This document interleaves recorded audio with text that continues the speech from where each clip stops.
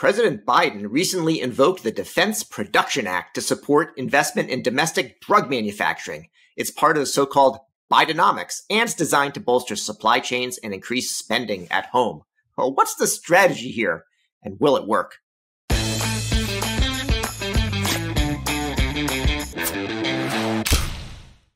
Welcome to CareTalk, America's home for incisive debate about healthcare, business, and policy. I'm David Williams, president of Health Business Group.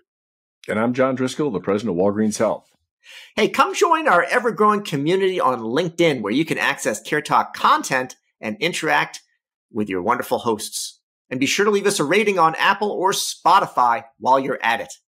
We love those ratings. So, David, what is the Defense Production Act, and how is defense becoming part of healthcare? I mean, what's going on here? Yeah, well, Defense Production Act, it's the main source of presidential authority to expedite and expand the supply of materials and services for the U.S. industrial base needed to promote the national defense. John, it came out of the Korean War. That's when it first was first put into place, although its antecedents go way back to World War I, John, and World War II as well. Yes, against when Woodrow Wilson was organizing us against the Imperial German alliance. David, but let's step back a second. This I think is an outgrowth of an understanding during the pandemic that we had a problem in terms of sourcing critical healthcare supplies in the middle of a public health emergency. I mean, there was certainly a lot of talk about it then. But how does the Defense Production Act actually allow us to solve supply chain problems in healthcare? So there are two main categories. They call them titles within the Defense Production Act, Title I and Title III. Title I is about prioritization and allocation. So that basically says, hey, Mr. President can say, or Ms. President, here's things that are important, and you have to accept and prioritize government contracts in these areas. So President Trump used it for personal protective equipment. There's another one, so that's great if you have existing capacity. There's another one about expansion of the productive capacity and supply. So presidents can actually make loans, provide guarantees to businesses, and directly purchase critical supplies and repurpose production facilities. So in the pandemic, it was used for nasal swabs and respirators. President Truman used it, to establish heavy industry to be able to fight the Korean War, or police action, as you may wish to call it. It was a war. So this is sort of like a wartime mobilization act. I thought, aren't you one of those people who just believes the private sector will provide, and the magical invisible hand of Adam Smith renown it immediately meets the supplies that we need? I mean, what could possibly go wrong with the way we are set up, right, with the private sector supporting, at a very high cost, I might add, the healthcare system?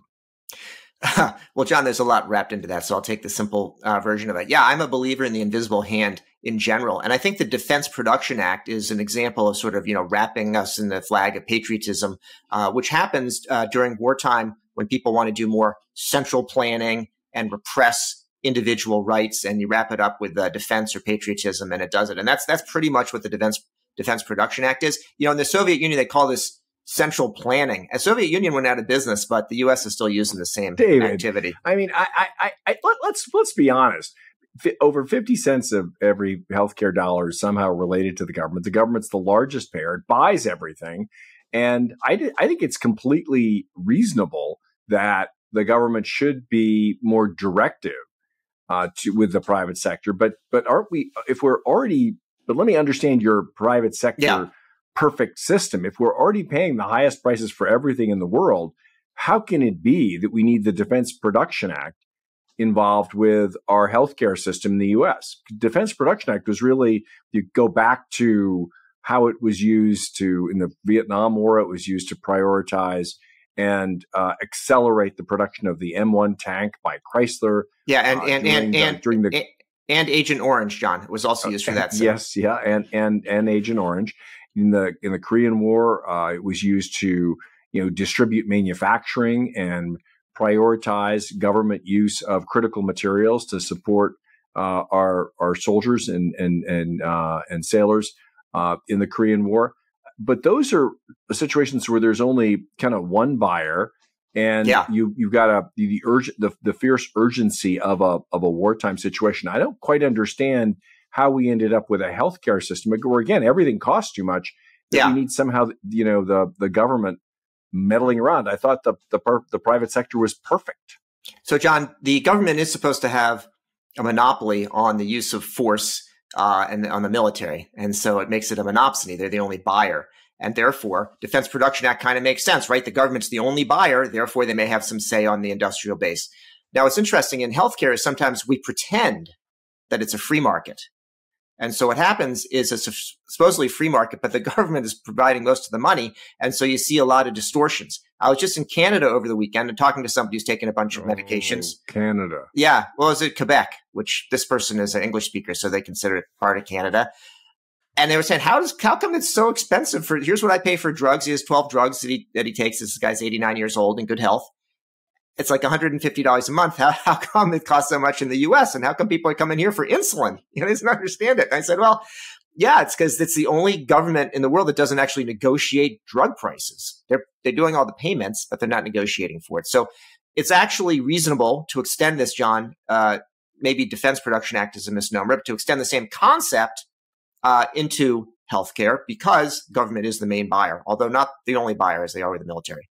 But we actually are in a moment of crisis, particularly in some critical generic drugs. I mean, the drugs that everyone knows, amoxicillin, penicillin, certain chemo drugs. I mean, there are, I think, 150 drugs that are on a sort of the high risk list at the FDA that are Adderall that are critically in short supply.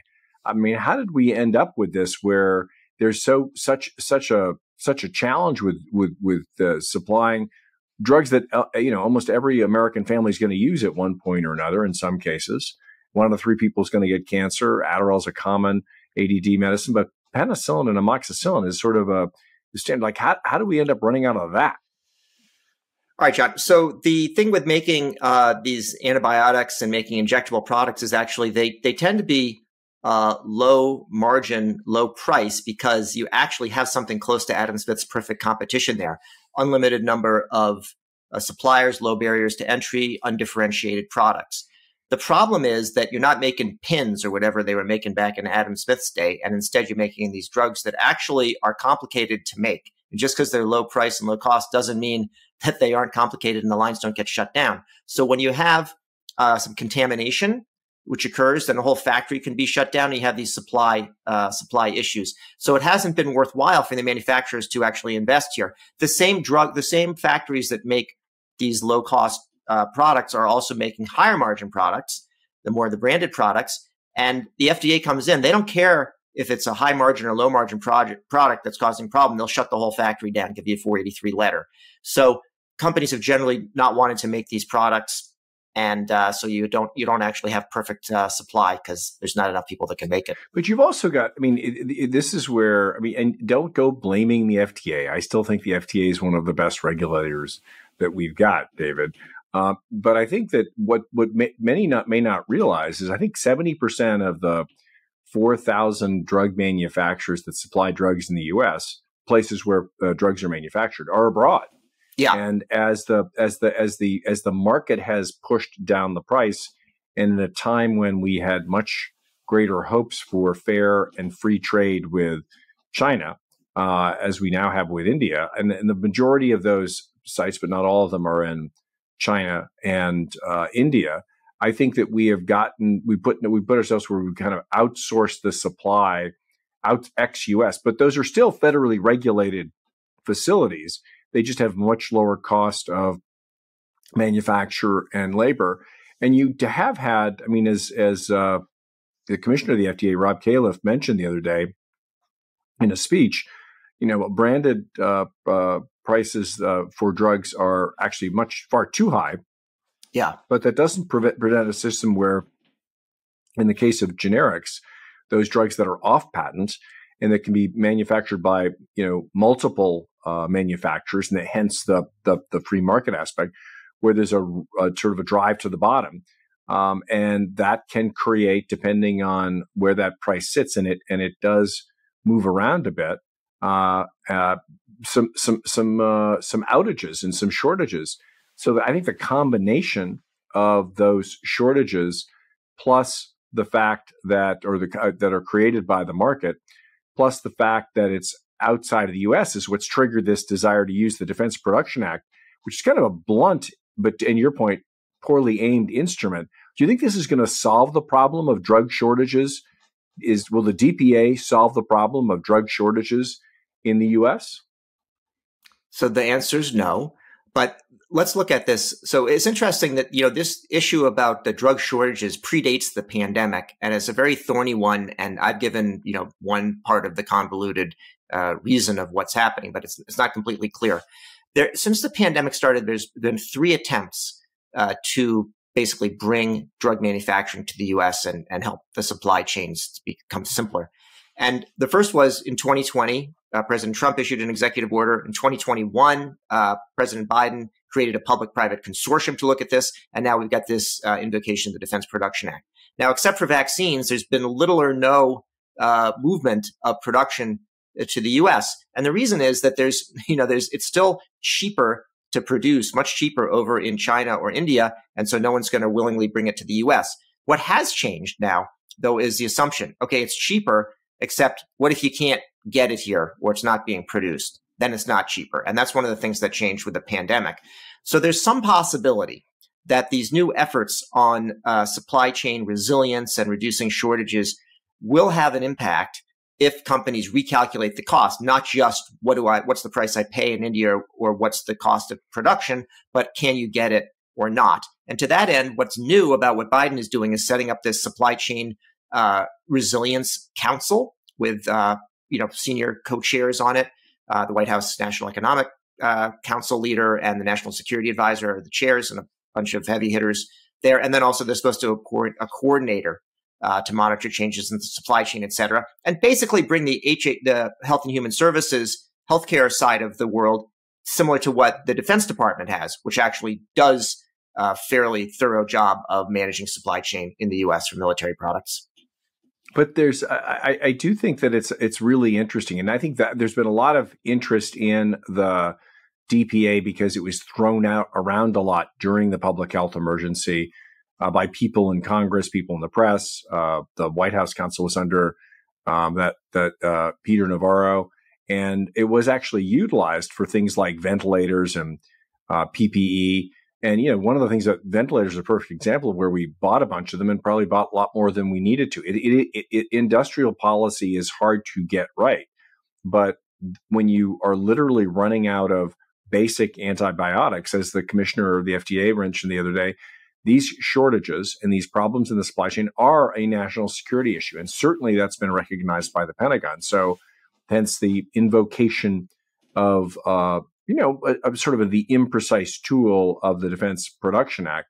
But I think what's going to be really interesting, and you're seeing it, I think, in targeted industrial policy throughout the Biden administration, the CHIPS Act, which to bring back semiconductor manufacturing to the U.S., this Resilience and Supply Chain Council at the White House with literally the head of the National Security Council and the head of the National Economic Council. I mean, this is elevating to the Secretary of Commerce and the senior levels of the White House, effectively some form of industrial planning, and which I know is something that we in the U.S., like people like you and many, are uncomfortable with. But I do think it's kind of critical. You don't have to imagine a world without trade that would create obviously massive barriers for our manufacturing because our supply chains are long and varied across globally, to identify critical choke points like generic manufacturing of common drugs as a real problem. I mean, another solution, David, might be just to pay a little bit more in a more consistent way for the generics that we need in bulk. And the government does set prices for how much it's going to pay for those drugs when you're paying for it under Medicare. Why shouldn't the government start to think about setting a floor for generic prices in that might actually promote if not just domestic production, maybe it would promote at least consistent production of these desperately needed drugs. I think there is a possibility for that. So, John, ideologically, I'm opposed to central planning. But I think that as we look into the world, there are actually market failures, and there's also what we see now in a multipolar world. You've got countries like, in particular, China that enter things like the World Trade Organization, but then may actually use it sort of, strategically in a way that may undermine their adversaries. Here's an area where I think, but I also think if you see like the Gates Foundation, they have actually created a market for some vaccines where there wouldn't naturally be a market because you're serving people that are too poor to pay. But they say, hey, if there's a vaccine here, we're going to pay for it. So there's things like that, which I think is similar to what you're describing on generic drugs. An area that I think actually we can get behind, does make sense, is providing more information. So the government, without having an industrial policy, provides information about economic activity, housing starts, all sorts of things like that actually help people in the private sector, help that invisible hand actually get the information that it needs. And similarly, I think with this supply chain resilience and shortage coordinator, they can actually help get information out there, like, what capacity is there? What are the inventory levels like? Where do things actually stand? Whereas that information is now sometimes protected by people who are just trading these products, and it would be better if that information were more broadly available. That's an area that I think could be helpful. Now, in defense, it's different, right? You don't actually advertise, hey, here's our capacity to make titanium for fighter jets. But in healthcare, it would be actually helpful to the players in the market, which include hospitals and drug companies, to be able to actually know more information that's there. And maybe there should be something that actually takes into account the cost of a potential shutdown. So the same way that banks have to have some sort of financial reserve, they can't just loan out all the deposits. Maybe there needs to be something similar in the pharmaceutical industry, where either there's some allowance made for the fact that there may not be that much resilience, whether it's certain inventory requirements or certain fee that's assessed. So you're kind of inching your way towards my notion of a price floor. You're sort of like but you're not willing to raise the floor. So you've got price and quantity, right? So you can have a price floor, but does that mean you can sell as much as you want, into that? Or is it better maybe to ensure that there are long-term contracts or that there's a backup supplier and that we're looking at these systemic risks in the right way, where all of a sudden at least to put out these scenarios, what if, you can't bring in any product from China?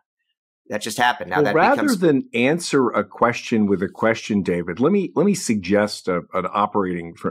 I do think we need to set a price floor for commonly needed drugs, and I think that the government's in a perfect position to do it, spending so much. Half of the $4 trillion we spend is government money, so we could absolutely do that. And it sort of depends on whether you believe. You could do a strategic stockpile, which is sort of one of the things that you imprecisely started to articulate. Yeah. And I think that actually exists. And there are a lot of these drugs are actually there. I don't think we've ever exposed what is in the strategic stockpile. We know that ventilators were there, but there weren't enough. But we, for national security reasons, don't do that. So I think that we've got some element of planning related to those supply shocks or surges, particularly if there's a national security need. But right now, we've got 150 drugs, roughly, that are in short supply, and that list grows. So I think we absolutely have to start to think about creating a market signal through pricing that would solve the problem, and government's in the right place to do it, even though ideologues like yourself are uncomfortable with the idea. All right, John. Well, in the spirit of continuous improvement, I have an idea. Since you don't like it when I answer a question with a question, next time you'll give me an answer and I'll give you the question. Think about that for a minute. Now, my last question for you is, will this invocation of the Defense Production Act be a winner politically? I think that my view of the president, I'm a fan of measuring people on results. We've got a strong economy, low unemployment. We don't have a public health emergency, and we've got a coalition of supporters abroad. But I don't think the president has necessarily articulated his successes as well as he might, and that is reflected in very low poll ratings. And so I think even if he's doing a absolutely the right thing, which I think he is, I think they have to find a more thoughtful way to articulate this and other successes and ideas that even when they get like the bipartisan CHIPS Act was an extraordinary win, the successful end and exit from the pandemic, extraordinary. I think the White House needs to figure out a better way to articulate it so that even if he's successful, unless you communicate it correctly, I don't think you get credit. I think that's fair, John. There's a soft landing that's coming that, everyone said was impossible. And somehow they're managing to engineer it. I think if anything, it's a good defensive play. These things that you're protected from attacks, and that in fact, attacking is what works politically. And so you got your defense, including Defense Production Act, and need to attack if you're going to be successful. In any case, attacking is not part of what we do here on the CareTalk podcast. That's it for another episode. I'm David Williams, president of Health Business Group. And I'm John Driscoll, the president of Walgreens Health. If you liked what you heard or you didn't, we'd love you to subscribe on your favorite service.